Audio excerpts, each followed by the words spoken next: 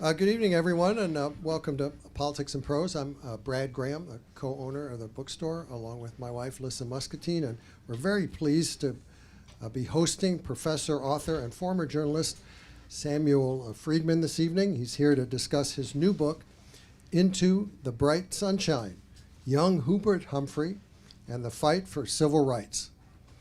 Now, Sam's a journalism professor at Columbia University and formerly reported and wrote columns for the New York Times. As a reporter in the 1980s, he worked in the culture section of the Times. Then in the mid-2000s, wrote the paper's On Education column.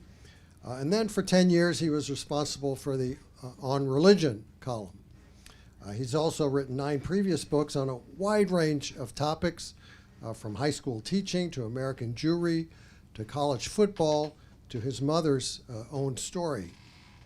In his new book, Sam delves into the early life of Hubert Humphrey, who spent 23 years in the U.S. Senate representing Minnesota and 4 years as Lyndon Johnson's vice president, but is largely remembered for losing to Richard Nixon in the 1968 presidential campaign, and again to George McGovern for the Democratic presidential nomination in 1972.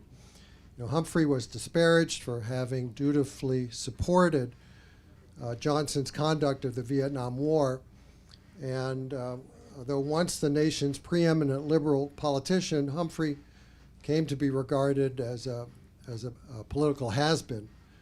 But Sam tells another story, arguing that Humphrey actually left quite a consequential legacy earlier in his political career as something of a beacon for genuine democracy. As mayor of Minneapolis, Humphrey pushed through reforms to end anti-black and anti-Jewish covenants and other mechanisms of discrimination, and he made some progress in dismantling prejudice in the city's police department. Then, at the 1948 Democratic National Convention, 75 years ago this month, Humphrey vaulted into national prominence when he delivered a powerful speech advocating a robust civil rights plank for the Democratic Party's platform.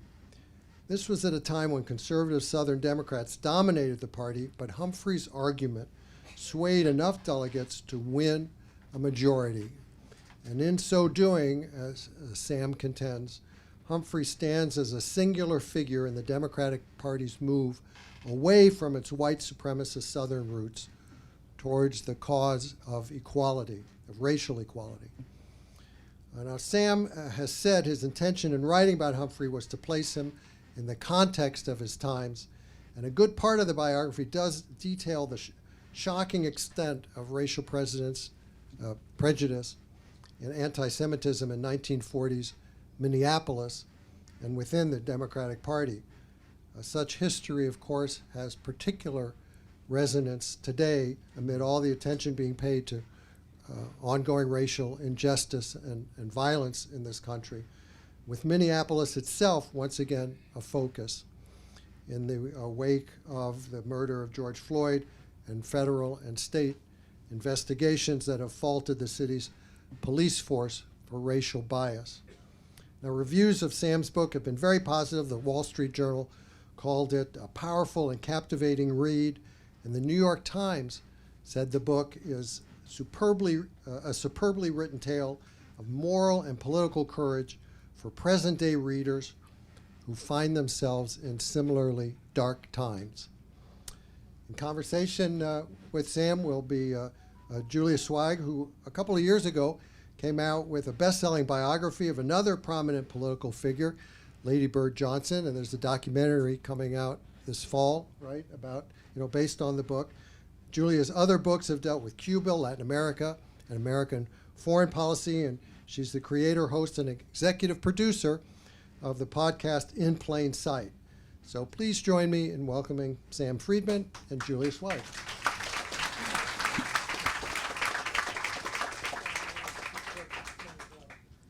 Hello, everyone. I'm so pleased to be here with you tonight, and thank you, Brad, for stealing the thunder of all of my notes here in your introduction.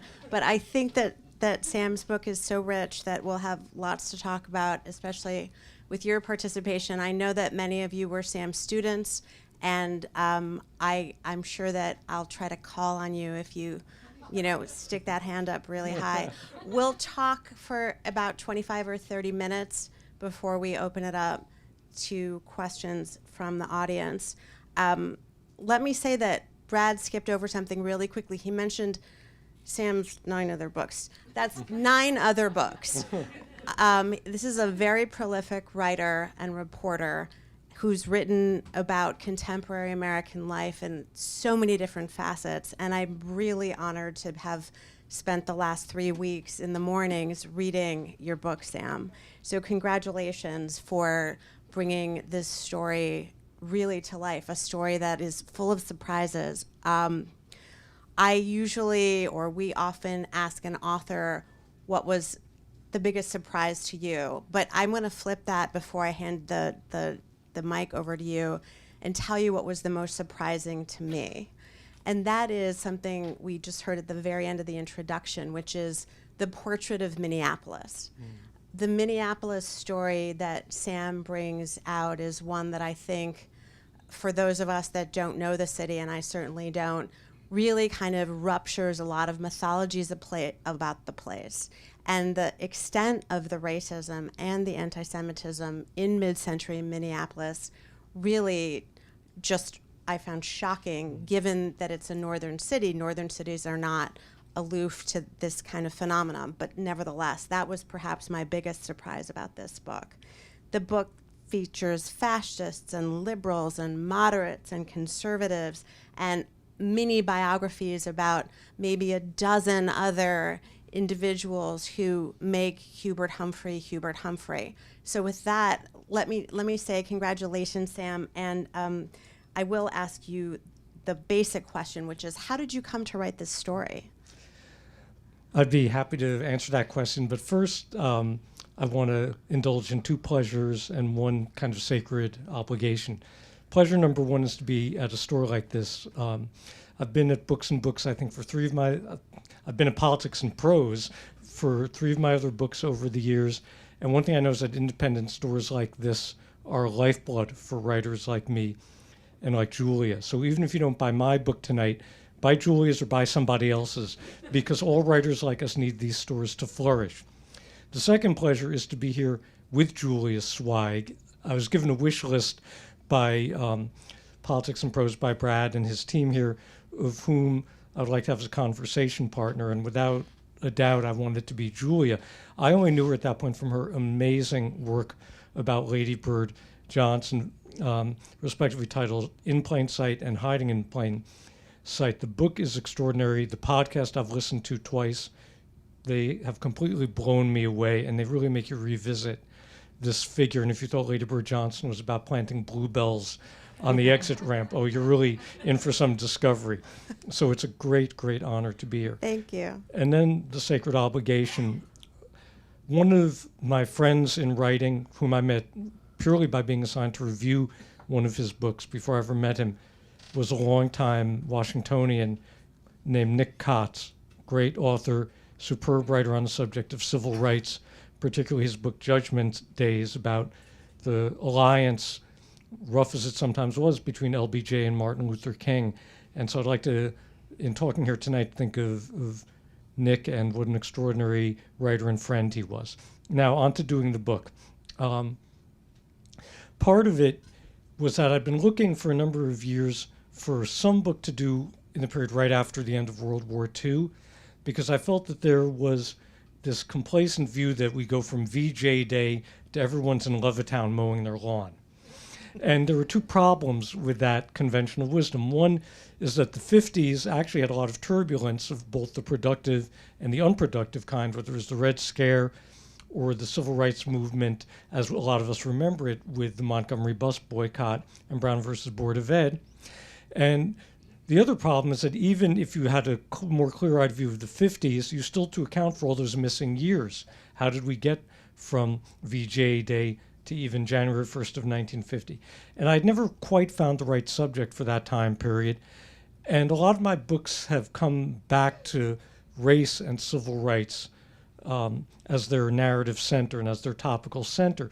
And so those thoughts had been resting in and agitating the back of my brain for a long time. And then I luckily heard a good friend of my wife's and mine, the historian Julian Zelzer, do a book talk about one of his books about LBJ putting through the Great Society legislation. And my wife, Chris, who had lived in Minnesota for many years, like a good Minnesotan, asked Julian about Humphrey. And in the course of answering that question, Julian mentioned the unappreciated landmark of Hubert Humphrey's civil rights speech at the 1948 Democratic Convention. And the proverbial light bulb went on for me. I knew that speech, but there was something about Julian mentioning it that made me think, as I told my wife at dinner afterwards, that's the book. But trying to be an ethical guy, the next morning I emailed Julian and said the light bulb went off, but if you're going to do this book, I'd never touch it.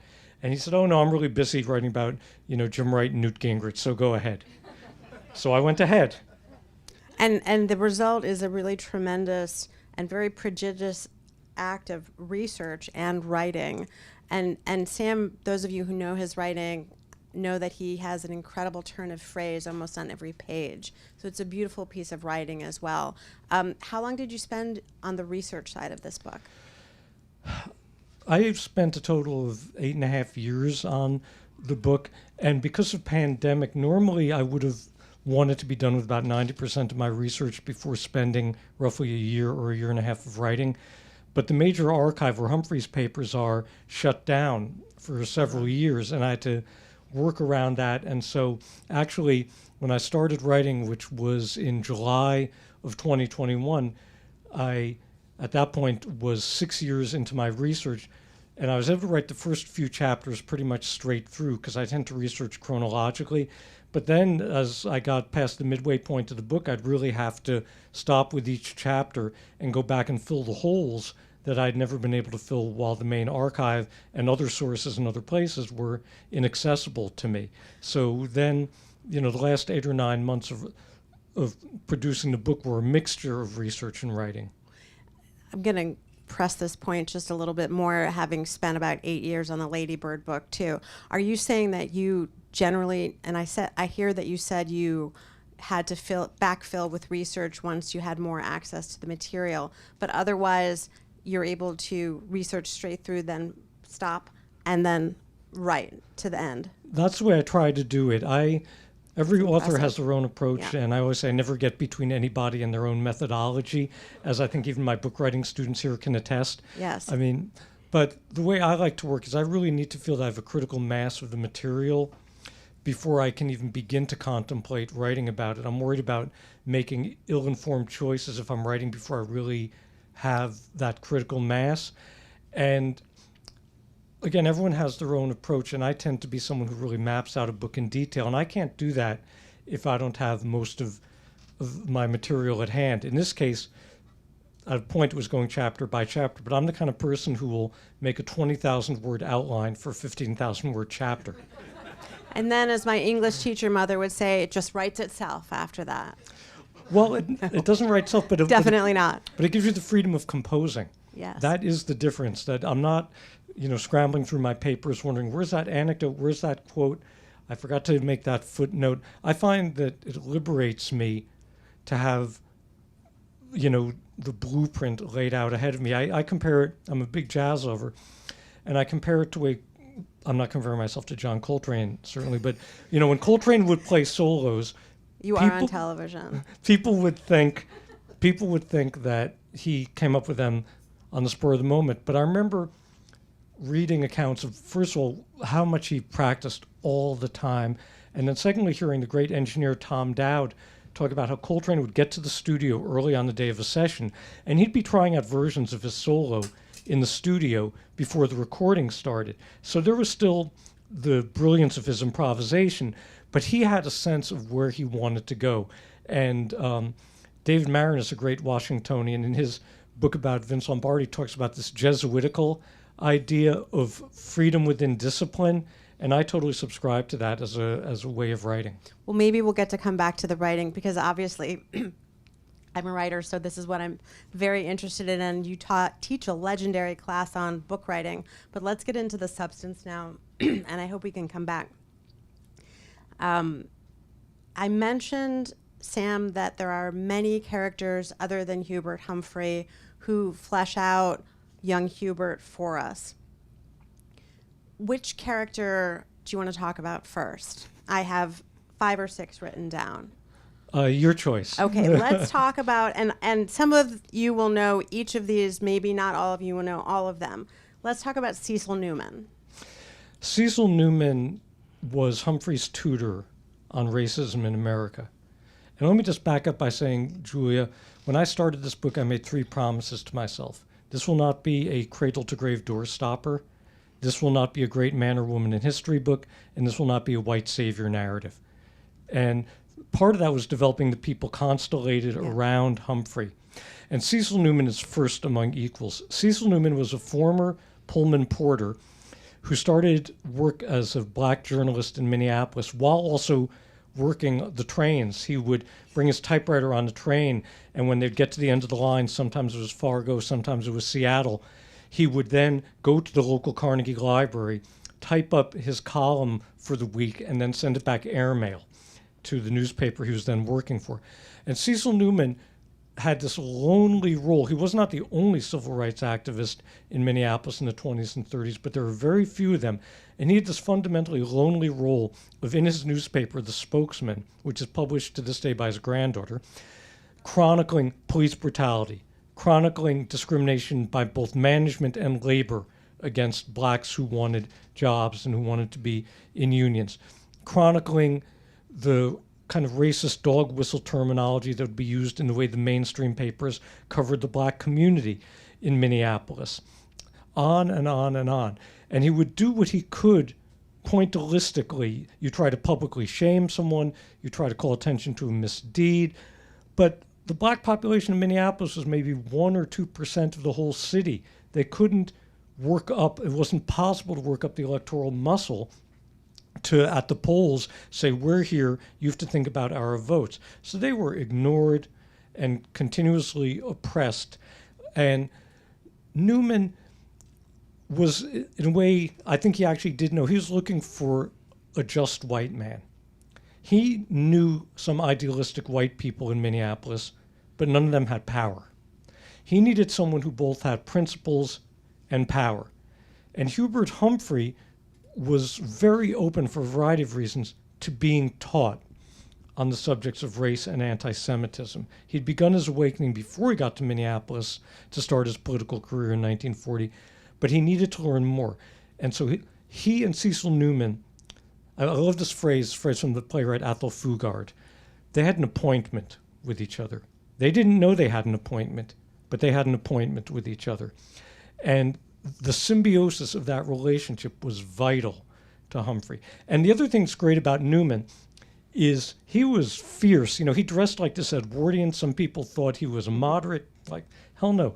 This guy in the 30s was writing editorials saying blacks shouldn't vote for Roosevelt, we should vote for the Communist Party. The CP is the only white political party that advocates for our interests. And even when he became very supportive of Humphrey, he was constantly pushing him to go all the way with his civil rights agenda. And it was just such a productive friendship. And the last thing I'll say is that after Humphrey gives this amazing civil rights speech in 48, I looked at every letter and every telegram he received. A lot of it was hate mail, and it would be interesting to talk about that later. A lot of it was praiseworthy. The very first letter, the very first telegram he got, 23 minutes before his wife Muriel sent hers, was from Cecil Newman. And when Hubert Humphrey wrote back to Cecil Newman, handwritten letter later, he said, this wasn't my triumph, this was our triumph. So he knew what that was all about, what Cecil Newman had meant to him. I'm seeing a play about their relationship on a stage somewhere. Okay, another name. You mentioned anti-Semitism. What about Sam Shiner? Sam Shiner was the Jewish parallel to Cecil Newman. And in fact, Sam Shiner and Cecil Newman worked together a lot on issues of racism and anti-Semitism. So Sam Shiner was a jazz pianist who had gone to law school in Minneapolis, and none of the proper law firms would hire him because he was Jewish. So for a while, he was basically supporting himself and his family playing jazz piano. And ultimately, because the anti-Semitism was so fierce and so entrenched in Minneapolis that when the neo-Nazi, or the, not neo-Nazi, the pro-Nazi group in the 1930s, the Silver Shirts, began to hold big public meetings in Minneapolis that a lot of the establishment would go to. This wasn't just the riffraff. The president of the Board of Ed would go. The head of the Business Association would go. The head of the Real Estate Board would go. And the Jewish community got alarmed enough that they decided they needed to hire someone to be kind of a one-man anti-defamation league. And that was Sam Shiner. And so Sam Shiner, like Cecil Newman, had this lonely, almost solitary battle against anti-Semitism in Minneapolis. And he would try everything. He would get young, non-Jewish students from the University of Minnesota to agree to attend these Silver Shirt rallies and these worship services led by these flagrantly Jew-hating ministers, and take notes because they didn't look Jewish, so they could get away with it. Or Sam Shiner would have his people go to a Silver Shirts rally or one of these similar events and jot down license plate numbers of who attended so he could track who was there and keep a card file. And my favorite, Sam Shiner, which is almost inadvertently humorous, is he would subscribe to these anti-Semitic magazines under slightly altered names like Sam Schleiner or something else. And at one point, I think it was when he was fighting World War II, he was in the Pacific Theater, the publisher of one of these rags shows up in Minneapolis, has nowhere to stay, and knocks on the door of the Shiner household. And his wife, who is, her young daughter Susan there with her, opens the door, and this fellow's saying, "Oh, is this where Sam Schleiner lives? He subscribes to my magazine. Could I stay over?" And of course she, delicately got out of that one. But Shiner similarly became Hubert Humphrey's tutor on anti-Semitism, specifically in Minneapolis. And we can talk more about that later. But again, he needed someone with power, not just ideals. And Humphrey was that guy, and Humphrey needed someone who could deeply explain to him the way anti-Semitism worked in a very establishment, mainstream American city. And again, they didn't know they had an appointment, but they had an appointment. And another that had an appointment. And I'm thinking as I'm listening to you that when I've come to events here that focus on fiction, the author and the person they're in conversation with have to work quite hard to not give away the story. And I want to make sure we're not giving away the story because you really must read the book. But there's a person and then an incident that I also would love to touch on. And the person who never became First Lady, of course, is Muriel Humphrey. What kind of power did Muriel wield? Talk a little bit about their appointment. Yeah, Muriel, in so many ways, rescued Hubert Humphrey's life. And you have to understand, Humphrey grows up in this tiny little fly speck of a town in South Dakota. He's the prodigy, sort of the egghead brainiac kid, and goes to the University of Minnesota, valedictorian of a class of, I think, 12 in his little town. And then the economy completely collapses. His family had already lost their house. Now they lose their business. He has to drop out of college. His family moves to another town in South Dakota to try to start over. And Humphrey is told by his father, basically, you have to go and become a pharmacist. We need a licensed pharmacist. He does that. And then he's there giving up all of his potential to be the pharmacist in the small town drugstore. And his father imagines himself being the politician in the household. And he starts to date Muriel at that time. And Muriel is the one who urges him to leave. There's this amazing trip Humphrey takes in 1935 to visit his also totally amazing, way ahead of her time, younger sister, but more like an older sister, Frances, here in Washington, where she's gone to GWU and become a protege of Eleanor Roosevelt. And that's when Hubert Humphrey sees Congress in session and goes to the Smithsonian. It blows his mind. And he's writing to Muriel. They're writing back and forth several times a day. You think I'm crazy, but I think this is what I should do with my life. And Muriel is the one who says, your dream is my dream, but if you're going to have this dream, you have to leave your father. He can find someone else to work in the drugstore, but basically, if you stay there, you will be crushed. And with her support, he pries himself loose, goes back to school. And he listened closely to Muriel in all sorts of ways. And she had great instincts about politics, two of which have to do with his civil rights speech at the 48 convention. One is that a few months before that convention, as he was preparing to give that speech, it was already known he'd be the point person to speak on behalf of that plank. He gives this speech at the AFL-CIO, no, they hadn't merged yet, the AFL convention in San Francisco. And it goes, and some of us remember Humphrey this way, on and on and on and on. And Humphrey's convinced it was a great speech. And Muriel says to him after it, Hubert, a speech doesn't have to be eternal to be immortal, which was a great piece of advice. The other thing, those of us who came of age during the second wave of feminism remember the phrase, the personal is the political. And here's a really profound example of it. So it's the second week of July, 1948. It's like 9,000 degrees in Philadelphia with that kind of East Coast 110% humidity. Like today in Washington. Like today in Washington. And the Democratic Convention is heading for this boil-over on the issue of civil rights. Truman doesn't want to engage the issue. He's afraid the South will leave. The Southerners, the future Dixiecrats, are saying, you make any move towards civil rights and we're out the door. We have our railroad cars waiting to take us to Birmingham to have our own convention. And Humphrey knows he's supposed to give this speech to sell the civil rights plank. But of course, 37 years old, 3 years as a mayor, he's terrified of what this means. One of Truman's own leaders on the floor tells Humphrey in so many words, if you give that speech, your career is over. And he's waffling on it. He knows it's the right thing, but he needs fortification. And during that week in Philadelphia, when mail would go, kids, this is what it was like way back then. Mail delivery would be like 2, sometimes 3 times a day. So he and Muriel would write multiple times each day. Yeah. And Muriel has been looking for, in true Minnesota fashion, a cottage by a lake where they'll take a week vacation with their kids after the convention and before Hubert starts its senatorial campaign.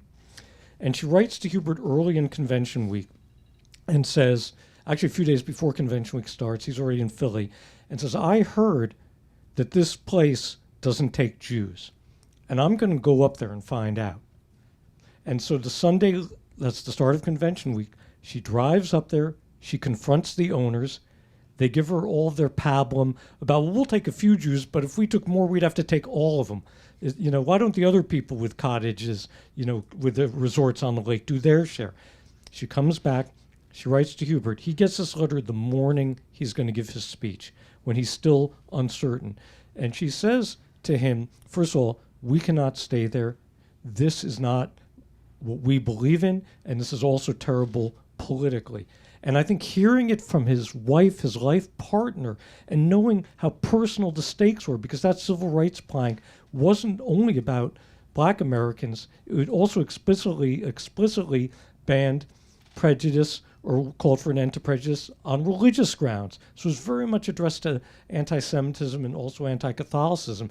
And I think getting that jolt from Muriel was just one more thing that put, you know, an iron rod in his backbone when he most needed it. The story of the partnership in presidential couples, of course, interests me greatly. It was the subject of that book that I wrote. That great book. Thank you. And Muriel, you know, she shows up. Lady Bird Johnson kept 123 hours of her own tapes in the White House, and those tapes had been largely sort of bypassed by the Johnson historians. And Muriel shows up very often in Lady Bird's tapes, and she shows up always with sort of great sympathy. You know, Hubert, I'm jumping ahead now in time, but Hubert is constantly being berated by LBJ in order to get Hubert to rise to many occasions and keep Hubert aligned on Vietnam. And then there's the game of will he even select him as his vice president. But the Lady Bird Muriel relationship has a long history, and you can tell from the way Lady Bird talks about her that Muriel's role for Hubert was similarly vital. Absolutely. And these were two people. I mean, Humphrey was faithful in his marriage by every evidence I've seen. LBJ, we know not.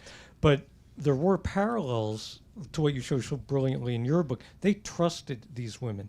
They had, not in every single way, but in many important ways, companionate marriages when that was not the norm. Very modern, And very really, disarmingly modern when you get into it. exactly. Like, there's a great part in Julia's book and podcast. In '64, no sooner is LBJ president when he's, gripped by one of his depressions and is thinking, I shouldn't run again. And part of Lady Bird is thinking, oh yeah, sure. But another part's like, okay, if that's what you think, then I'm going to write you the speech you're going to give at that time. So that's how much he relied upon her, and Hubert with Muriel. And I know how, I got one little detail of their closeness. It doesn't involve politics, but just the personal friendship and the affinity. Mm-hmm. The house that Hubert and Muriel had built basically for their post-White House years in a small town called Waverly, Minnesota, was taken from blueprints for one of the outbuildings on the LBJ ranch. Oh. That when Muriel and Hubert would go to visit LBJ and Lady Bird, she really admired this particular house and got the plans from Lady Bird and had it, constructed up there in Waverly. I'll have to go and look at that. Okay, so the issue that I want you to talk about, without totally giving away the story, is when we spoke on the phone before this evening, you mentioned that you wanted to talk about a very significant event, and I described that significant event to you as something I would have loved for the book to open with. So can you share a little bit about what that was, and you'll see why opening with it could have been one choice. But of course, the hardest thing about writing a big book like this is making a choice. You have to start somewhere. You have to make millions of choices throughout the process. What is the story and why the choice? Well, let me set it up first. Humphrey's years as mayor of Minneapolis, taking on the city that was nationally notorious in a way similar to what it became after George Floyd's murder, as an example of anti-Semitism and racism. And Humphrey takes it on and makes it this national example of progress on civil rights and human rights. And that's very controversial. Amazingly, he builds a political majority and wins election twice. But he has lots of prominent enemies. And one of them is a proto-Donald Trump named Gerald L.K. Smith, who was the founder of the America First Party, and who was a minister and self-proclaimed populist who was also a raving racist and anti-Semite. He wanted to ship blacks back to Africa and intern and then sterilize Jews. But all the good white Protestants were going to get a social safety net. He wasn't going to cut their Social Security and Medicaid, or Medicare, so to speak, right? The past is the present.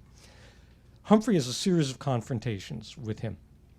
And there's a young follower of Smith's named Maynard Orlando Nelson, who is furious at Humphrey taking on his hero.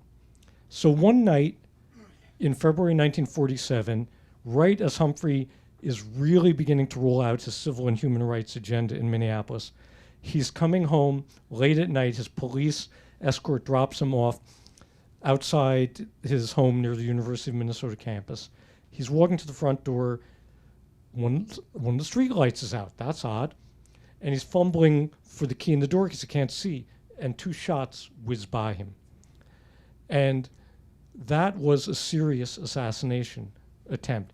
And a lot of the accounts of it misrepresented. Either they treated it as some kind of a warning, no one really wanted to kill Humphrey, or it's ascribed totally incorrectly to the gangsters downtown in Minneapolis. They would never have done it. A lot of them were Jewish, and Humphrey was a hero to the Jewish community.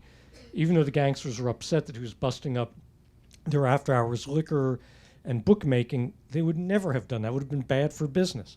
But this was what Maynard Orlando Nelson did. He was the one who tried to kill Humphrey. So Humphrey almost lost his life. This is a year more than a year before the convention speech, for taking a stand on civil rights just in one city. And just to tell you how serious this was, when Hubert and Muriel that night are saying, like, what the heck just happened, and how did he miss, thank God, they realized that their pet dog, Tippy, had barked right before they heard the shots. And they figured, well, that must have unnerved the shooter. 2 weeks later, Tippy disappears. A bunch of letters start to show up to Hubert, to Muriel, to the newspapers in town, purporting to be from people who said, I overheard the Jewish gangsters saying how they were going to kill Humphrey. So Nelson is smart. He's evil but smart, and he knows how to draw attention away from himself. Ultimately, the police do arrest him. He has knives, guns, pro-Nazi propaganda, the whole terrorism toolkit. And interestingly, Humphrey, I think partly not to give him the pulpit of a trial, doesn't press charges. And I think he also hopes Nelson will leave. He doesn't leave right away, but he actually turns up in the 60s with the American Nazi Party on the south side of Chicago. Well, I'm going to let you off the hook about talking about where you located that story inside of the book, because I want to give all of you an opportunity to ask your own questions. We have a microphone up here, if you wouldn't mind coming up to the microphone. And would you please say who you are when you ask your question so that Sam can know? Yes. My name is Nathan Weisssler, and I graduated a few years ago from Montgomery College here in the Washington, D.C. area. I'm very much enjoying reading your book, Professor Freedman, and I also read your book about Lady Bird Johnson and found it truly meaningful and important. My question, what I was wondering is, one thing that I found particularly interesting was reading about Cyril King and how Hubert Humphrey escorted him to lunch in the Senate dining room. And I know that Cyril King, if I'm remembering correctly, Cyril King had a political career in the U.S. Virgin Islands. I was wondering if you might be able to speak some about Cyril King and his connection to Humphrey. And the last thing I just wanted to quickly touch on is I just wanted to note that Muriel Humphrey later served in the U.S. Senate herself many years later, and I just wanted to note that. And if there's time, would you be able to speak briefly about her senatorial legacy? Okay. I'll try to cover that. There are several points. Cyril King comes up just in the epilogue of the book, because mostly the book culminates with Humphrey's Into the Bright Sunshine speech at the 48 convention, which gets the Democratic Party to fully endorse civil rights for the first time ever, something it had never done under FDR. And it leads Harry Truman to run as a civil rights candidate. It drives the Dixiecrats out of the party, and it lays the groundwork for everything Humphrey and LBJ will do 16 years later. The Voting Rights Act, the Civil Rights Act, fair housing. But Cyril King was the first black American who was a senatorial aide to anyone. And Humphrey hired him soon after getting to the Senate in 1949. And when I talked about Humphrey's fantastic sister Frances before, one of the things Frances did with Eleanor Roosevelt was desegregate the restaurants at the Shoreham Hotel here in the district by simply showing up with a group of, I think it was war mobilization workers of both races, and daring the Shoreham to turn away the First Lady. And I think that Francis must have told Hubert that story, because a couple of times he did that in his career. He broke color barriers by just showing up with a black dining partner. And he did that with Cyril King in the Senate dining room. By the way, this is part of the reason, and you can read about this in Robert Caro's magnificent books, about part of the reason why the Southerners just punished Humphrey every conceivable way once he got into the Senate. As for Muriel, you're right. She served a term in the Senate. She deserved it based on her acumen. It wasn't just some giveaway to the grieving widow. And one of her big issues was the rights of the disabled. And this is all before the American Disabilities Act. But she and Hubert had a granddaughter who was born with Down syndrome, and at a time when kids like that would just get shunted into the terrible institutions for really the rest of their lives, they insisted on helping their daughter Nancy raise her at home. And that gave Muriel particularly a great sensitivity to issues of the disabled, and that was a big part of what she devoted her time in the Senate to. Thank you. Given your attention to detail in writing all your chapters and preparation for them with your notes, what is your relationship with editors, and is it more or less involved than other authors have? I can't speak for the relationship other authors have with their editors other than some of my friends and some of my students who've gone on to become terrific authors, and we trade stories about that. I can just say that, excuse me, I learned the hard way on my first book. I had a great editor, but he's a recluse, and when I'm working on a book, I'm a recluse. And I handed in a manuscript that was incredibly bloated, and of course I thought it was sheer brilliance. And we went through a lot of push and pull on the way to publishing the book because we had not laid any groundwork. My second editor, the amazing Alice Mayhew, in whose memory I've written this book, Alice and I worked, she was David Marinus' editor, Bob Woodward's editor, Tony Lucas, Doris Kearns Goodwin. It's an honor to have been edited by Alice. Alice and I had a different way of working, which was her way, which really helped me, which was that knowing I'm a recluse when I'm working on a book, every 3 or 6 months she would invite me to breakfast or lunch, and we would end up doing a lot of the conceptual editing of a book just over the course of those lunches, so that by the time I was handing in manuscript, we agreed on the big picture of the book. We understood the narrative arc of the book, and that made the line editing go much more smoothly. I also have to say, this is the kind of editor Alice was. No detail escaped her. The last book I wrote for her was called Breaking the Line. It was about HBCU football and the civil rights movement. And the book is all done. It's going into production.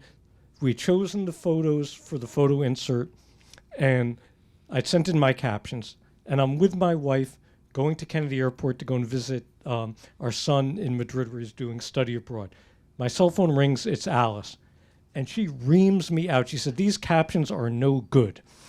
A caption can't just tell someone what's in the photo. Every caption has to be part of telling a story. And all the captions together have to tell one story." It's like, whoa, okay. So that was Alice. Alice was old school. And I was very fortunate, Alice has passed away, to have a great editor, Tim Bent, at Oxford on this book. And he and I had a similar way of working to the way I had with Alice. And it was a real achievement on Tim's part because we signed this contract not long before pandemic descended. So there was no going out to lunch with Tim. But by Zoom and phone and other ways, we had the same process of agreeing on the conceptual outlines of the book. And then when things would change, like I would say, I was thinking of writing a whole chapter about the 1948 election, but it takes the narrative too much away from Humphrey. Do you mind if I just make that part of the epilogue? Or he would say to me, this chapter on Humphrey as mayor is really long. I see a way to break it into 2 chapters by splitting it right here. And we just had a real baseline of trust with one another. And he's just a great word person. I got the good skinny on him from Joan Quigley, who's here, who'd written a wonderful book called A Small Southern Town about the civil rights movement here in Washington that Tim had edited for her. So those are my ways. And I'll also tell you my secret weapon. My wife is a killer editor. My wife edited all 160,000 words of this book before they went to Tim. Wow. So I had 2 great editors. Mm-hmm. You can hire her if you want. But by the way, the Hubert Humphrey household was located less than a mile from where I grew up in the 1960s in Chevy Chase, Maryland. right, I knew he lived in Chevy Chase and right near George McGovern, with whom he ultimately did reconcile. I should say that my first memory of Hubert Humphrey was Making of the Presidents, 1960. I was in junior high. My parents were Humphrey supporters, and in that book is where Humphrey is destroyed by JFK in West Virginia. JFK runs around in private planes, and Humphrey runs around in a bus. My question was actually raised by Brad in his introduction. I knew about that Humphrey was had been mayor of Minneapolis. Is what you're saying that he was a brilliant mayor and very civil rights minded, but that Minneapolis was so racist that he really didn't have very much of an effect, or his tenure didn't have very much of an effect on the city? I was shocked when George Floyd was killed in Minneapolis because Hubert Humphrey had been mayor there. Well, Humphrey did have actually a great deal of success. Humphrey, as mayor of Minneapolis, put through one of the first serious, with enforcement, fair employment laws in the whole country. Mm-hmm. He, until it was precluded by a Supreme Court decision, was in the process of pushing through a law outlawing restrictive covenants in housing. And Humphrey also did this amazing thing. He brought in 2 black sociologists from Fisk, one of the 2 HBCUs in Nashville, right, to oversee a study, a self-study conducted by volunteers that made Minneapolis look at its own racism and anti-Semitism, and produced this irrefutable record of bigotry in the city.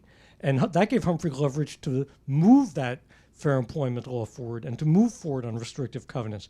And the other thing Humphrey was making great headway with, with his excellent police chief, Ed Ryan, was reforming the police force.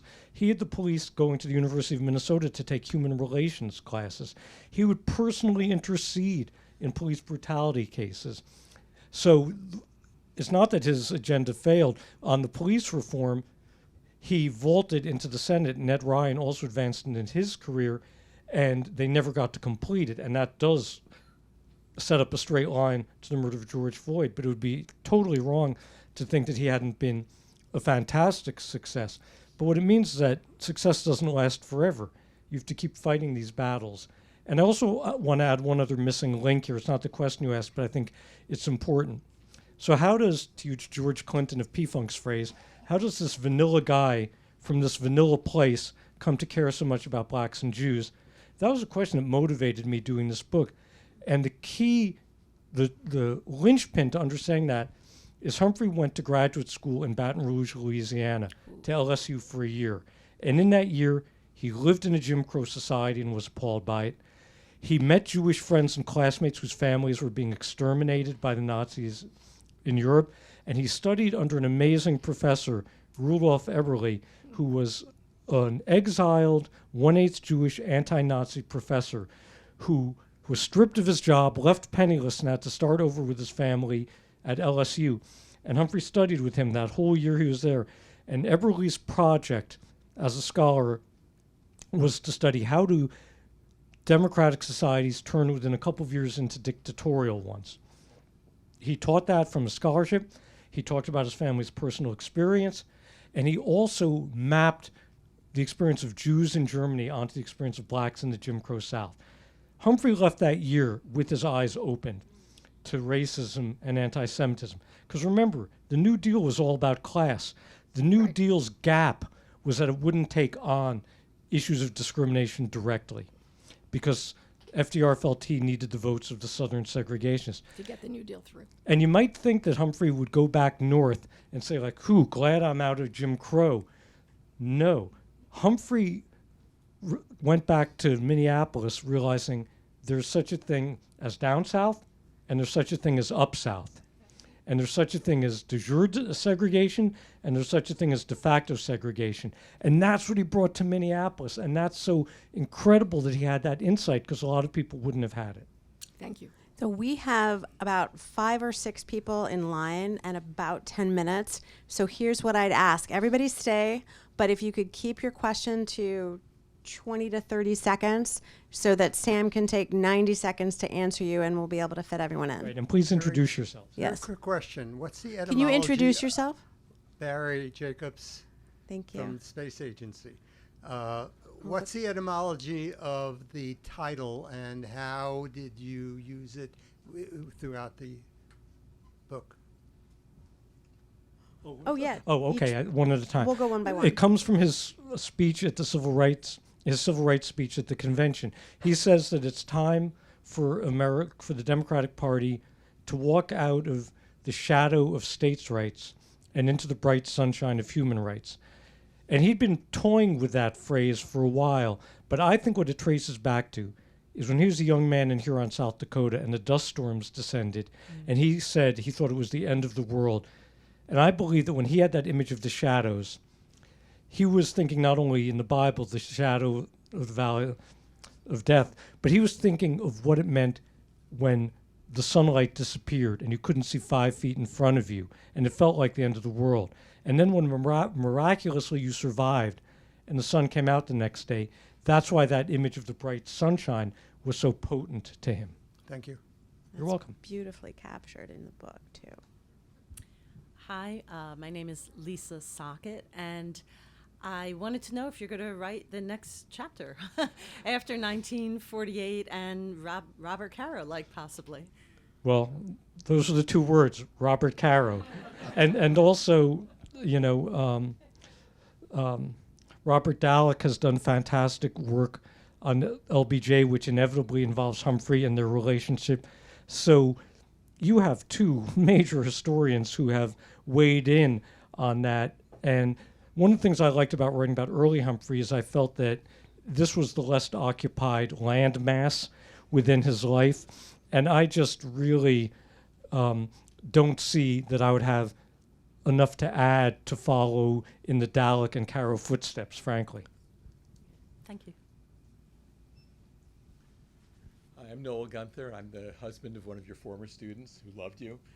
Who is that? Kavitha Cardoza, who's here. Oh, wow. Yes. Hey, Kavita. So I had a question about later Humphrey, just following up on the last person, which is you alluded to his relationship with George McGovern, really complicated apparently. Can you just talk a little bit more about that? Sure. Please?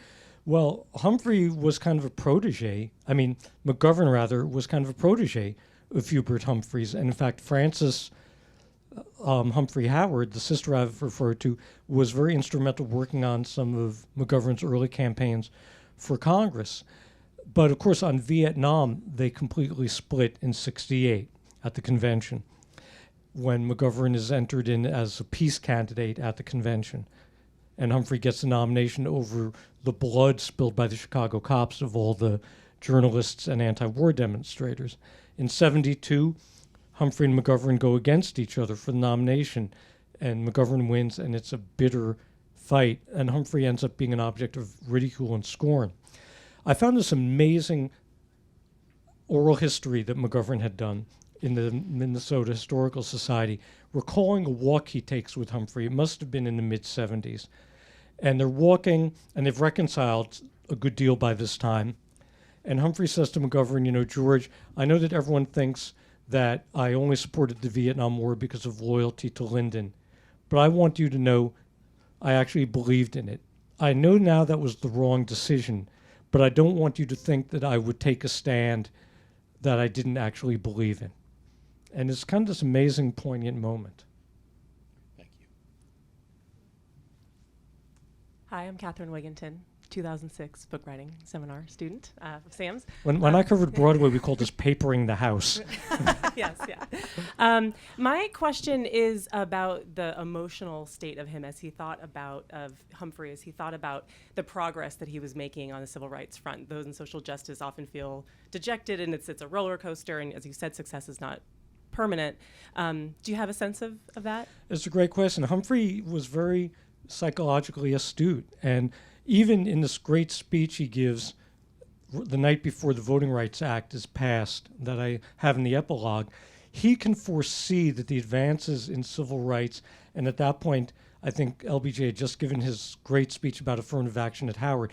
Humphrey can see that there's going to be a divide in the black community, and that parts of it are going to really advance socioeconomically and educationally because of the breakthroughs, and parts of it are going to because of other major obstacles that they face with the systemic racism and being now in hyper-concentrated, hyper-poor communities as the middle-class blacks in the neighborhood move out, that was going to be a much harder problem to solve. He was saying that in 1965. So he really understood that this wasn't a magic wand of passing those laws. And he up to the end of his life, kept on trying to pass legislation. It's kind of poignant and heartbreaking, but the last big piece of legislation he wanted to pass under the Carter administration would have guaranteed full employment. He wanted it to be like the WPA without the racial inequities built in the way it was in the WPA as it was implemented. And that bill just got watered down and became symbolic, and it passed, but it meant nothing.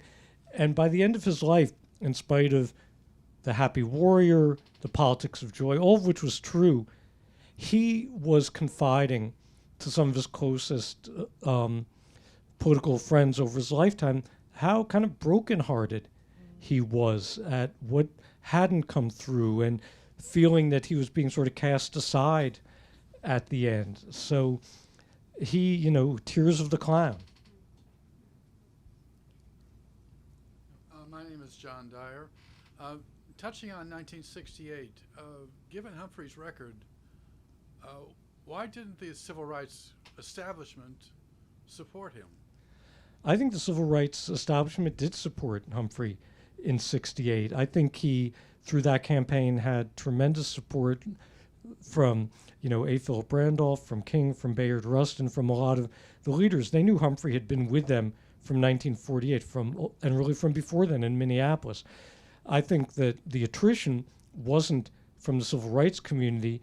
It was from liberals, young voters. Look, my parents voted for Humphrey. I'm glad to say they weren't stupid. But I remember them canvassing for Gene McCarthy. And the young people who thought that RFK was exhilarating and didn't turn out in numbers, and McCarthy voters who didn't turn out in numbers, that's where it was lost. I don't think it was lost with the black community. As we saw in 2020, the black community, knowing what's at stake if a hostile president is elected, tends to have a very clear sense of what you do when you're in the voting booth, and it's not about perfection or about a long loyalty oath. And that's my sense of where it was in '68. Okay, I was saying, well, it seems to me that Jesse Jackson, Andrew Young, Julian Bond, they were all for Kennedy. Vocally so. Kennedy was not on the ballot, though, when it came. I'm talking about the general election. I'm talking about the primaries. Oh, in the primaries? No, it's not. I'm sorry, I misunderstood. Look, in the primaries, you get to choose your person. The question isn't why were they with Kennedy. Kennedy had grown enormously on civil rights. Kennedy was young. Humphrey was tainted with the idea he's part of the establishment. He's part of the Vietnam War. But when you get to the general election, I think that those ranks definitely closed up, because then the choice isn't Bobby Kennedy versus Hubert Humphrey. Then the choice is Richard Nixon versus Hubert Humphrey. Okay, but, well. I'd be very surprised if we could find out how they voted in '68 if they were voting for Nixon or staying home. No, I'm talking, well, just, it's. Okay, I just thought, why didn't all the black community, the civil rights establishment, all of them, Johnson and Humphrey were, well, I mean, they were their allies. May I suggest that I can't tell if there's somebody over here that's still waiting in line to ask a question. Not over here? Okay, well, we're actually a few minutes past 8, so I think it's my duty, unfortunately, to suggest you talk about this afterward. And let me say to all of you, please buy Sam's book. Please tell your friends about it. Please rave about it. I think you will love it. And thank you very, very much for coming out tonight, and congratulations. And thank you, Julia. Thank you, Brad, and the whole team at Politics and Prose. And if you buy Julia's book, too, you get this great twofer.